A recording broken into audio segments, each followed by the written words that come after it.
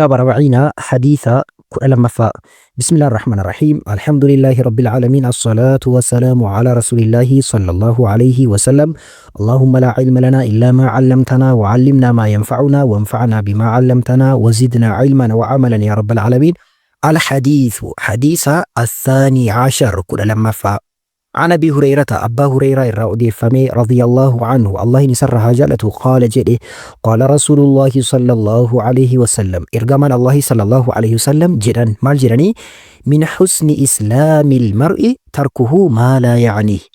من حسن تعالى حسن يجون تولينسا إسلام ما المرء نمتكو إرى تعالى إسلام ما نمتكو إرى تعالى مالين تركه ليسو نساء ما وان لا يعنيه يجون إسهين إلى اللنه وان إسهين إلى اللنه يوكان وان إسهين قلسنه أماريفان يما يغباو نگر كجرمو وان إسهين إلى اللنه يوكان وان إسهين قلسنه قيسون إسا تولين سأمنتين متوكو إراهي.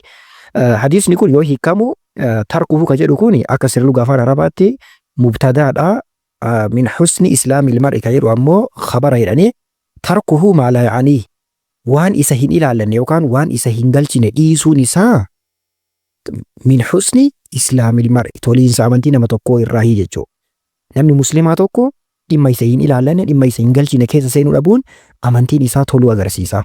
حديث حسن غاريدا رواه الترمذي وغيره ترمذي في وغيره غير ترمذي وكان ترمذي ملك جرو كبيرو تولي وديسي ججو هي حديث كان إبسا إسامي إن شاء الله توكو نايل ألو.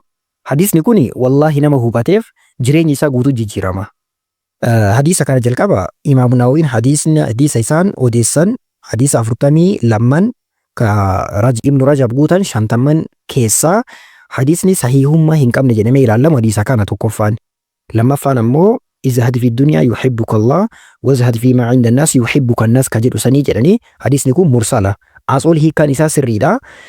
حديث نكون مالا غرسيسا namni tokko dhimma isa hin ilaalle dhimma isa hin galchine keessa seenuu dhabuun amantiin isaa tolu amantii isaati cimaa ta'uu agarsiisaa jedha. Yeroo kanatti hedduun keenya argaa jirra wallahi namoonni hedduun bakka rakkoon kallattii kaminuu ka dhufaanii jiru waan isa hin galchine keessa seenuudhaan. Fakkeenya miidiyaa kana irratti yeroo baay'ee ni argama dhimma isa hin ilaallanne dhimma namoota dhuunfaa keessa seenaa wala namoonni hedduuni ebaluuf ebaluu akkana ta'an ebaluuf ebaluu akkana ta'an ebaluuf ebaluu wal fuudhan ebaluuf ebaluu wal hiikan maalii ta'an ajandaa uummata irra godhu wantoonni akkanaa kun islaamummaa keessa jibbamaadha. Namni muslima ta'eeti namni amantiin isaa bakka guutuu ta'e namni amantiin isaa tolaa ta'e namni amantii isaati cimaa ta'e dhimma isiin ilaalanne keessa hin seenu wanti isa galchan jiru ebaluuf ebaluu wal fuudhan maal rakkate inni ebaluuf ebaluu akkas ta'an maaltu isa dhibere ebaluuf ebaluu hadha wal lolanii maalii ta'an ebaluun akkana jedhe kuun kaaniin akkana jedhe maaltu isa galchiree isa. Jireenya ofii wallahi wanti namoota hedduu rakkise kana jireenya ofii irratti xiyyeeffatu dhiisee dhimma waa'ee nama biraa haasa'u deebinaan jireenyi isaallee diigamaa ta'e badaa ta'e. Kanaaf dhimma nu ilaallatu dhimma keenya qofarra haa xiyyeeffannu. Dhimma nama biraa waan nu hin ilaallanne waan amantiin keessa seenuu nuuf hin eeyyamne haa dhiisnu. Wal fuudhan akkana jiraataa jiran akkasii jiraataa jiran kana nyaataa jiran san nyaataa jiran maaltu nu galchiree nu jireenya mataa kennaa qabne isaan illee jireenya mataa isaanii qabani. Waan nama ajaa'ibu wallahi addunyaa kanarratti namoonni akkasii nurra fayyadamaniitiin jiraataa jiran. Nu ammoo namoota akka isaniin addunyaarra akka beekaman akka nuun jiraatan taasisaa jirra malee ofii keenya fayyadamaa ta'an jirru. Qaamni miidhamaan jidduutti nu qofa. Sababa kanaaf wallahi dhimma nu ilaallanne keessa akkan seenne. Dhimmi nu keessa seenuu qabnu dhimma nu ilaallatu. Fakkeenya wanti badaan tokko nu bira dalagame nu ilaallata. Wanti kun badaadha sirrii miti jennee itti himuu qabna. Wanti shari'aan dhoorgu yoo raawwatame wanti kun shari'aa dhoorgaa jennee himuu qabna. Wantoota akkanaatiin ala wantoota biroo waan amantiin itti seenuu nu hin eeyyamne dhimma keenya waan hin taane keessa seenuun jibbamaa fokkataadha.